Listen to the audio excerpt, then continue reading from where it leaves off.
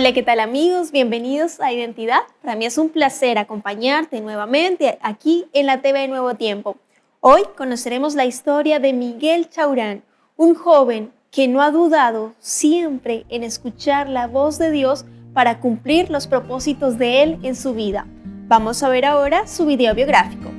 Miguel Chaurán tiene 33 años. Nació en la ciudad El Tigre, en Venezuela. Miguel es ingeniero geólogo. Ha dedicado su vida al colportaje y a misionar en Venezuela y en la selva de Panamá, un lugar donde vivió grandes experiencias de vida. Las cosas en la vida de Miguel no fueron fáciles. Una de ellas fue dejar su país y sobre todo su familia. Actualmente se encuentra en su tercer año de teología y a su vez es profesor de la materia Misión y Servicio. Hoy conoceremos el testimonio de Miguel, un joven misionero que ha confiado su vida en las manos del Señor. Quédate en Identidad.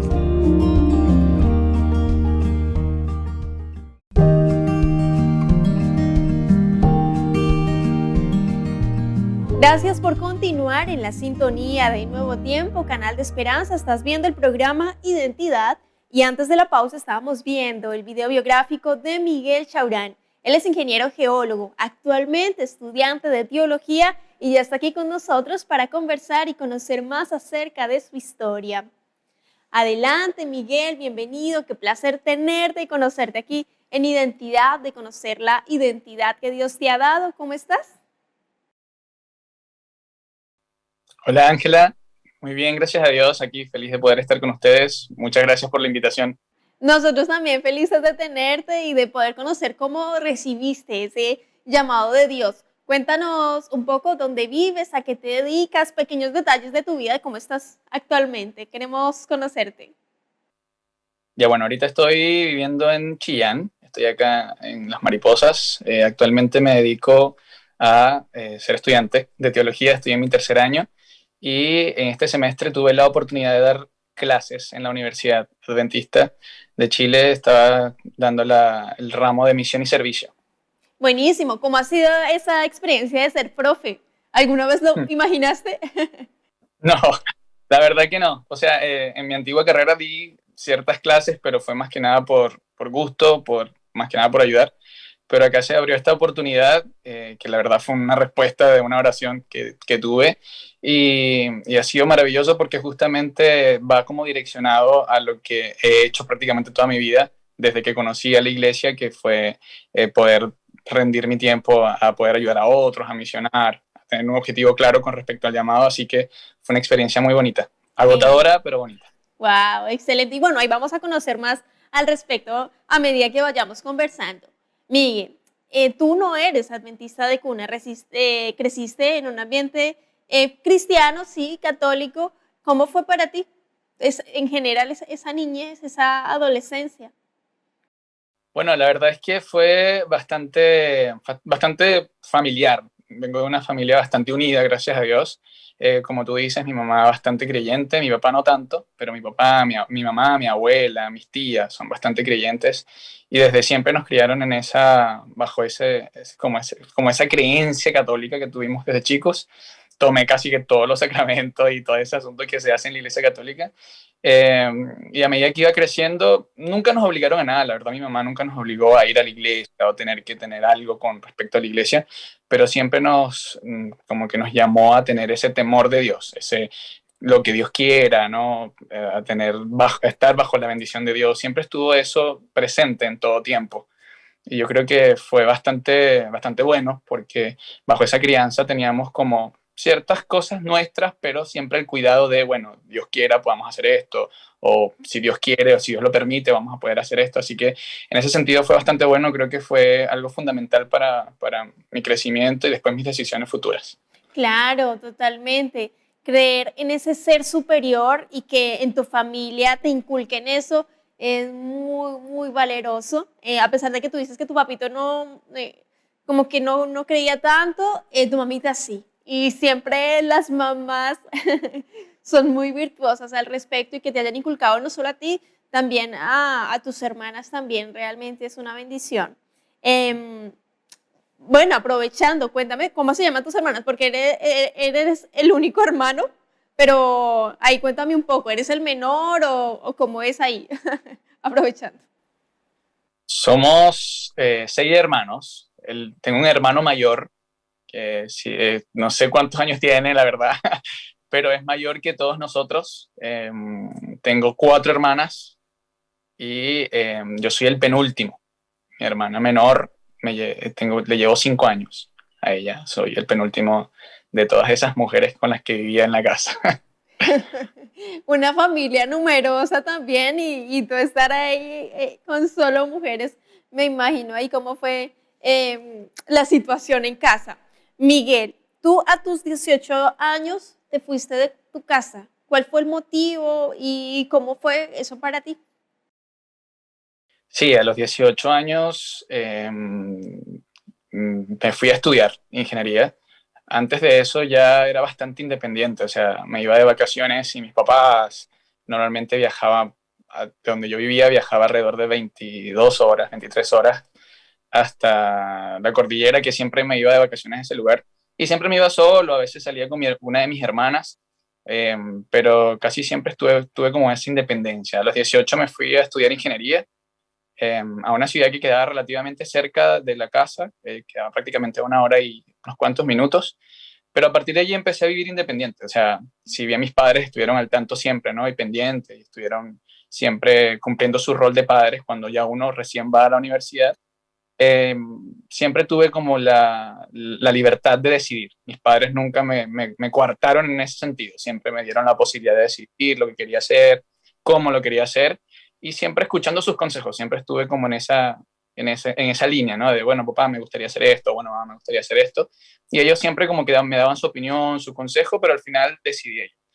Allí pasé por muchas cosas, obviamente, en ese caerse y levantarse, en esas decisiones mal tomadas, bien tomadas, pero siempre con la meta clara de titularme, ¿no? Ser un profesional para poder ayudar a la familia, crear mi propia empresa. Esas eran mis metas de ese momento, ¿no?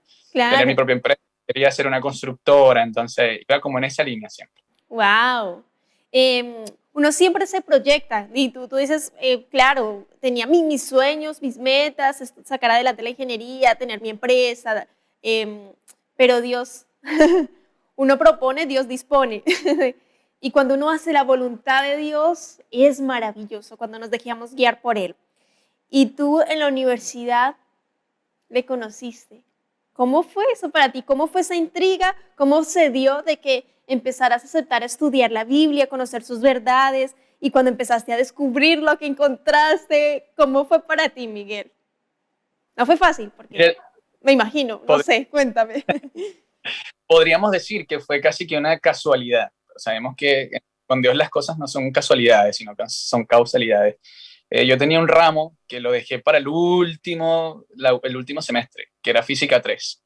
Ese ramo me lo daba un profesor que era cristiano y este profesor decidió a último momento evaluar algunos versículos de la Biblia dentro de los certámenes que teníamos que dar.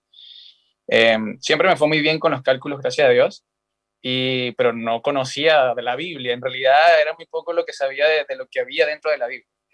A pesar de que mi mamá era muy cristiana y todo el asunto, muy creyente, pero tenía un amigo que había recién llegado de otro lugar, de otra ciudad, y que estaba comenzando a estudiar medicina, y que él era adventista, y yo dije, bueno, nada, si este muchacho está aquí, tiene que enseñarme lo que tengo que aprender para poder salir bien en mi examen. El profesor dejó ciertos versículos y yo fui con Rafa y le dije, Rafa, necesito que me expliques. Y él allí dijo, sí, Miguel, no hay problema, yo te voy a explicar. Y en ese momento yo le dije a todos los de la residencia, porque había una residencia donde había muchas personas, alrededor de unas 35, les dije, ya, vamos, que Rafa nos va a enseñar Biblia a todos. Y todos así como, ¿cómo? Sí, vamos, sentémonos que Rafa nos va a enseñar a todos Biblia. Y Rafa estaba como medio nervioso, no, Miguel, pero yo dije, no, a todos nos va a enseñar. Y nos sentamos y después de ese día me quedó la duda. Yo siempre estuve con muchas dudas con respecto a muchas cosas de la iglesia, cuál es la iglesia, cómo es la iglesia, cómo son los cristianos. Y a partir de allí empecé a preguntarle muchas cosas a Rafa, muchas cosas. Empecé a investigar por mi cuenta, de hecho, me metí en internet, investigué acerca de la iglesia adventista, supe acerca de Elena, aprendí cosas del santuario que no tenía ni idea y después, claro, estaba todo enredado, mi mente estaba vuelto un desastre Y una vez Rafa me dijo, oye, Miguel, ¿qué te parece si me acompañas a la iglesia? Te invito, te quedas en mi casa. Y yo le acepté y desde el primer día, porque fue una cosa, desde el primer día me enganché, fue una cosa increíble. Yo de verdad, yo no sabría cómo explicarlo, pero fue como que llegué y me recibieron con un calor tan ameno, una cosa tan bonita que parecía mi familia, la verdad. Y a partir de allí me ofrecieron los estudios bíblicos varias veces, yo los rechacé como en 2 o 3 oportunidades, y ya la cuarta era tanta mi intriga de saber, porque los veía todos tan conocedores que dije, ya, quiero hacer los estudios. Y estaba demasiado, fue muy bonito porque me iban diciendo verdades, me iban mostrando por lo menos la verdad del sábado, y la aceptaba el momento. Era una cosa que mi cerebro aceptaba inmediatamente lo que me decían como algo cierto.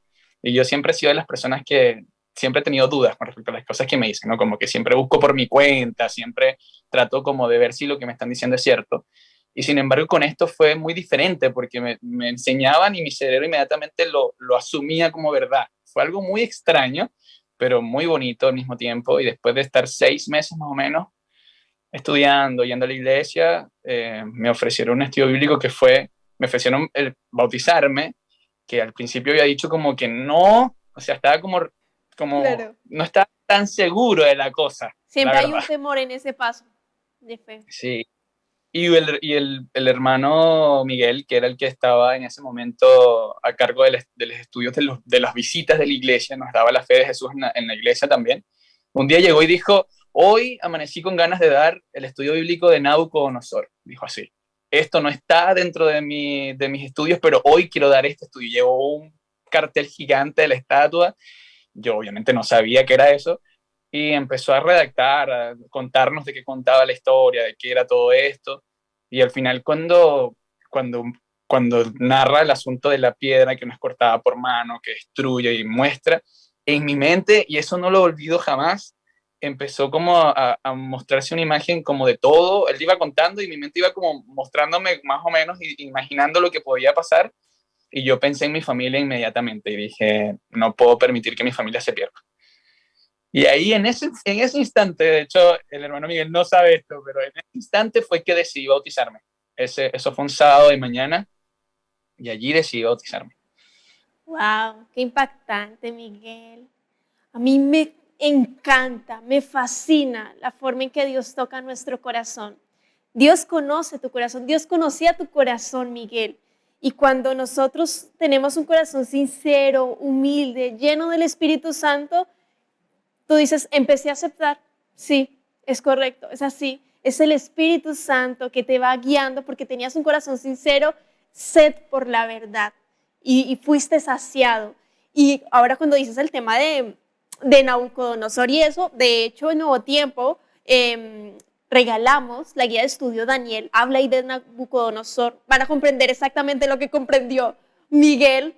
Pueden solicitarla gratuitamente al número que está apareciendo en pantalla o a esperanza@nuevotiempo.org. Daniel, es impresionante cómo la Biblia es una luz, es una lámpara, es una guía, y que tú en ese momento hayas decidido entregar tu vida a Cristo realmente es impresionante. Y otra cosa, Miguel, que me causó mucho interés fue el ramo, la materia, la asignatura, como se llama en otros países, que empezaste a patear, a dejar de último, llegó física, esa materia, y justo el docente era cristiano, y me gustó mucho la frase que usaste, que Dios, o sea, con Dios no existen casualidades, sino causalidades.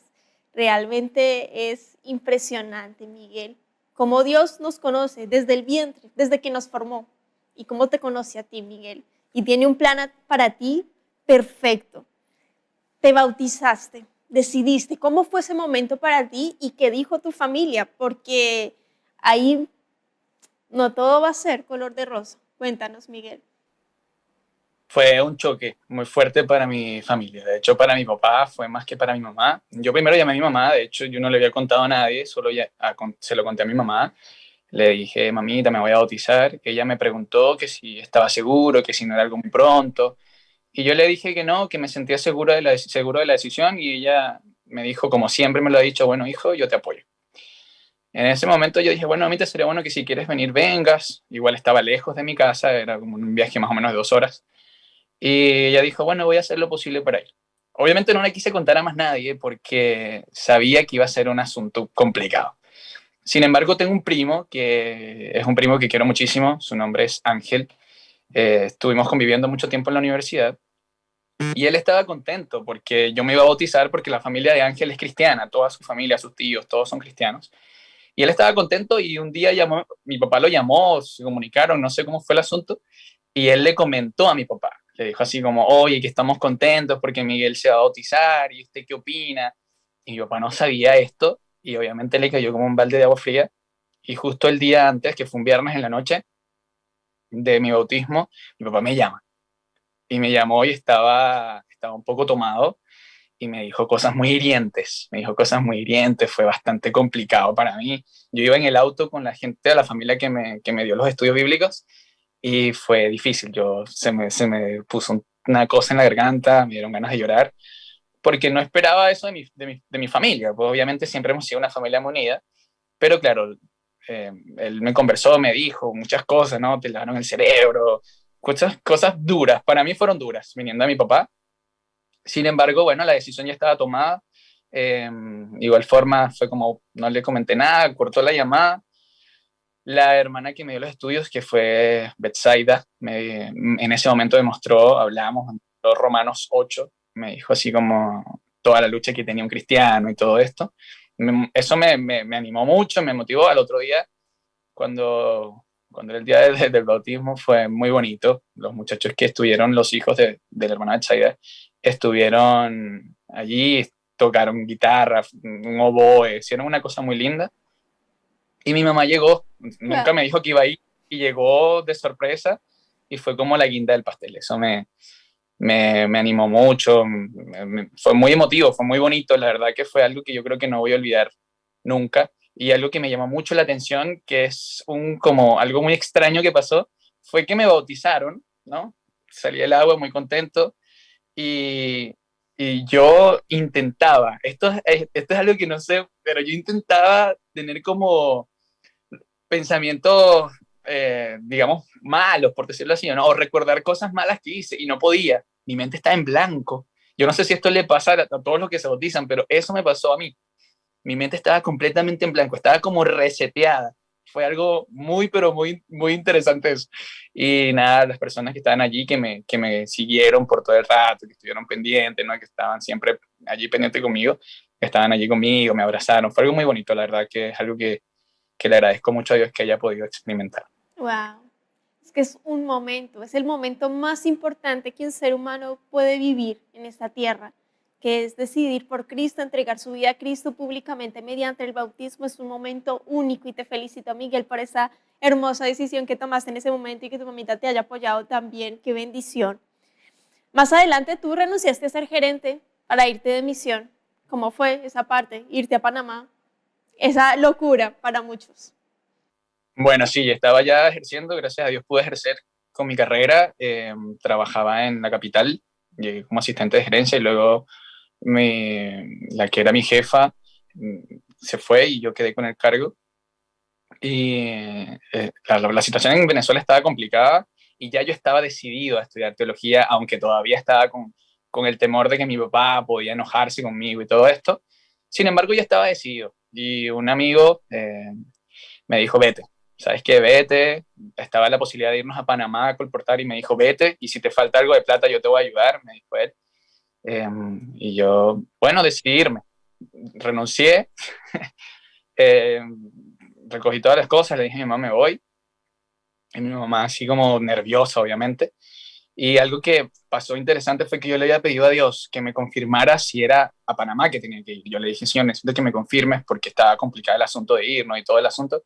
Le dije, necesito que me confirmes, Dios, que es a Panamá que debo irme, y si es que tengo que ir. Y resulta que la noche anterior al viaje, a comprar el pasaje para el viaje, iba con mi primo y nos robaron en Caracas. Y yo en mi bolso, en mi mochila, tenía mi pasaporte. Y me robaron el reloj, me sacaron el teléfono.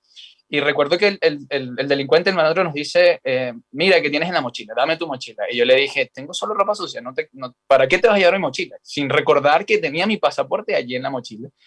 Y él me dijo así como, bueno, está bien, no me lo voy a llevar. Otras cosas me dijo. Llegamos a la casa y cuando yo saco todo, que vi el pasaporte, yo dije, me tengo que ir, me voy. No lo pensé más y me fui. Wow. Es impresionante cuando Dios nos hace el llamado de ir a hacer misión, de servirle, de ir y ser las manos y los pies de Jesús, de ir a predicarles a otro del amor de Dios. Y tuviste la oportunidad, una experiencia linda prácticamente en la selva, ahí mismo en Panamá. Cuéntanos cómo fue eso para ti. Sí, en Panamá estuvimos trabajando como colportores no tanto tiempo y después de esto estuvimos apoyando a las iglesias en diferentes formas. Digo apoyando porque éramos cuatro amigos que nos fuimos y en una de esas el pastor, que era panameño, nos invitó. Dijo, mira, hay un evangelismo extremo que se va a hacer en la selva y si quieren ir conmigo, vamos. Yo quiero invitarlos porque los he visto trabajando y me gustaría que se fueran con nosotros. Y yo dije, vamos. Yo estaba cegado, yo dije, vamos. La verdad es que ya habíamos estado trabajando juntamente con el pastor de jóvenes igual y estábamos como muy motivados a trabajar, a pesar de que estábamos sin un peso en el bolsillo. Dios nos sustentó muy bien y nos fuimos a la selva y fue una locura. Yo digo que es una locura. Allí no había luz, no habían regaderas, así como, era literal, era como una selva, no había nada allí. Y no habían carreteras, o sea, eran cosas de piedra, de tierra. Y recuerdo que el día que llegamos, yo me fui en zapatillas y mi compañero se fue con zapatos más como de terno de vestir. Y empezamos a caminar y a caminar y a caminar y no parábamos y nos metimos como en una loma, en una montaña y caminábamos y yo decía, pero ¿y hasta cuándo? Se nos hizo de noche y llegamos a una casa de noche y yo dije, bueno, me imagino que debe haber un gentío esperándonos, dije yo. Y cuando llegamos había una persona, si era una cosa de nadie, una sola persona. Y yo dije dentro de mí, no puede ser que hayamos caminado todo esto por una persona, dije yo. Y en esa experiencia en la selva, Dios me enseñó que por una persona vale la pena. O sea, el trabajo que tú hagas por una persona, no importa lo que tengas que hacer, una persona. Dios vino a este mundo por esa persona. Yo aprendí mucha humildad en ese viaje, aprendí mucha empatía, aprendí y entendí eso de que Dios deja las 99 y se va por esa que se le perdió. Y yo le agradezco mucho al Señor de que me haya utilizado, que haya visto en mí, independientemente de mis imperfecciones, me haya visto como una herramienta y se lo agradezco mucho porque ahí en la selva aprendí realmente el ponerme en los zapatos de los otros. Íbamos a casas donde había una persona con un niño y la persona vivía alrededor rodeados de mucha basura y estábamos allí como para apoyarlos, para animarlos, gente que decía, tenía años que nadie me visitaba, abuelitos que estaban realmente como acostumbrados, o sea, personas fuertes porque vivían en la selva y caminaban mucho, estaban sanos, pero que tú los veías y estaban solos, estaban como con esa mirada, ¿no? Y fue una experiencia inolvidable, de verdad, inolvidable para mí, una cosa maravillosa que yo le agradezco mucho a Dios que me haya permitido vivir. Wow, qué tremendo. Cómo Dios te llevó hasta otro lugar fuera de tu país para enseñarte humildad, servicio, amor por el prójimo, amor por la predicación del evangelio. Y me gusta mucho que hayas dicho, así haya sido por esa persona que haya caminado 30, 40 minutos, vale la pena, porque Jesús vino a morir hasta por una sola persona, por un solo pecador. Jesús vino a morir por ti y por mí en la cruz. Miguel, se nos ha acabado el tiempo, pero yo quiero invitarte para que des un mensaje final a nuestros amigos para cerrar el episodio de hoy y prometo que vamos a invitarte más adelante para una segunda parte porque nos faltaron muchas cosas por contar. Deja un mensaje final para cerrar el capítulo a partir de tu experiencia de vida. Por supuesto, mira, yo tengo 2 versículos bíblicos preferidos y esos 2 versículos bíblicos yo creo que podríamos resumir un poco acerca de este llamado que Dios me ha dado.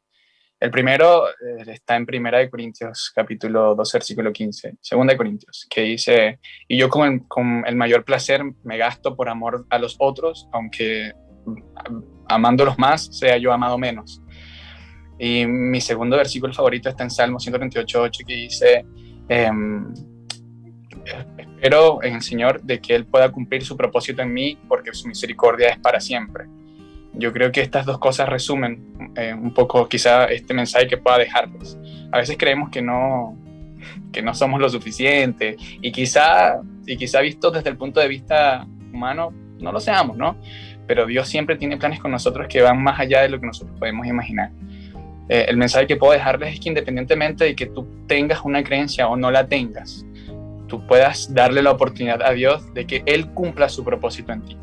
Y que no te preocupes tanto por el hecho de que la gente no va y te ayuda como tú quieras ayudarlos. Porque al final el amor que Dios nos ha dado es un amor sacrificado. Amén. Muchas gracias, Miguel, por esas hermosas palabras, dignas de un teólogo. Que Dios te bendiga mucho.